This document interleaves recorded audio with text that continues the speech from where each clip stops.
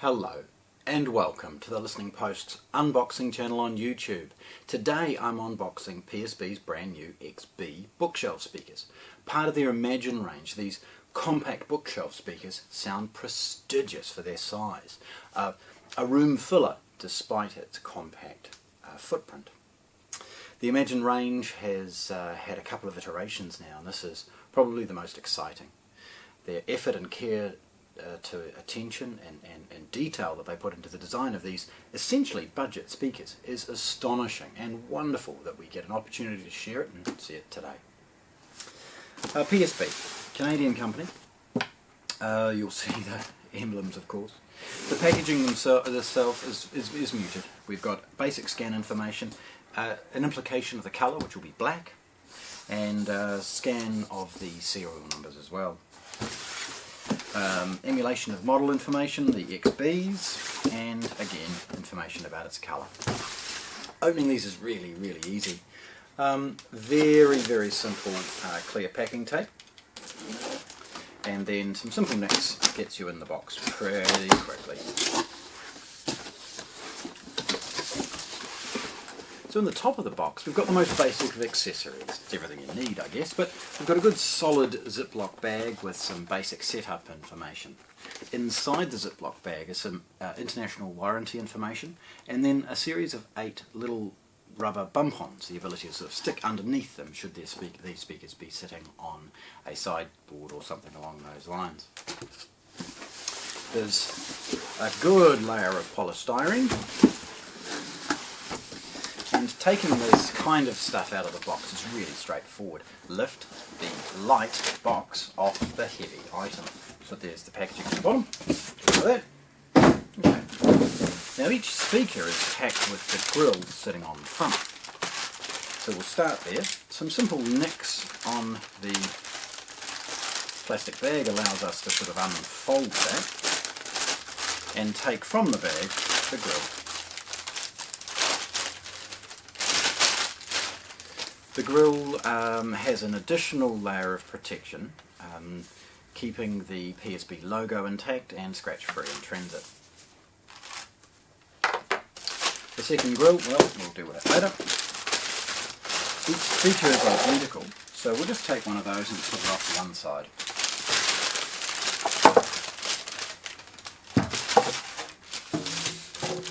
Opening the next bag is very easy. A simple nick. So it's an oversized, heavier weight plastic bag, and inside that, the speaker is then wrapped with that sort of bubble paper. Getting out of that is very straightforward. Simple nicks in the folded parts with the sellotape, and we're in as far as the speakers. Now these are in a classic black. Sort of that black ash, I guess, is the best word for it. The finish is lovely with the joints and other things.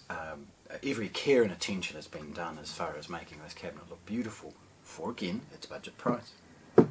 What we'll see as I tilted it forward is a curved front. This affects the way that sound can potentially slap off the front surface of the speaker and create noting or other distortion that of course isn't recorded. Looking at it though, we have a traditional PSB metal dome tweeter. It's inset slightly and protected with the PSB, protected with some cross-hatching and a PSB logo in the middle.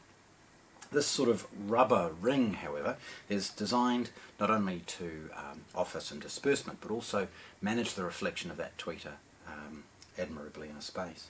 Every design element, even this little sort of pinstripe down the middle, is designed to ensure that PSB can manage the way that sound is reflected off the cabinet and how that tweeter is going to disperse into the room.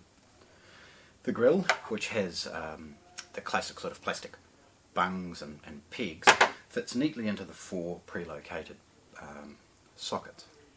The drive unit is yellow in colour and has a bullet-shaped phase plug. It is free from the drive unit itself, so there's no additional mass. That bullet-shaped phase plug means that any frequency produced by the driver is forced into the room rather than reflecting potentially across the unit itself. It's quite a weighty little speaker. It's between 5 and 6 kilos each. Obviously, cabinet is part of that weight, but a good proportion of it is the drive units itself. Hence why it can get to sort of 50-55 Hertz, which is very low for a bookshelf speaker, giving you really good control over the low frequencies. Looking at the side, you'll see that it's not very deep, and again we'll revisit the fact that it's not very wide either. This is designed to be as compact as possible, yet performance is perfect for the price. Looking at the back, we'll see a centrally located port for the purposes, of course, letting the speaker breathe just a little bit.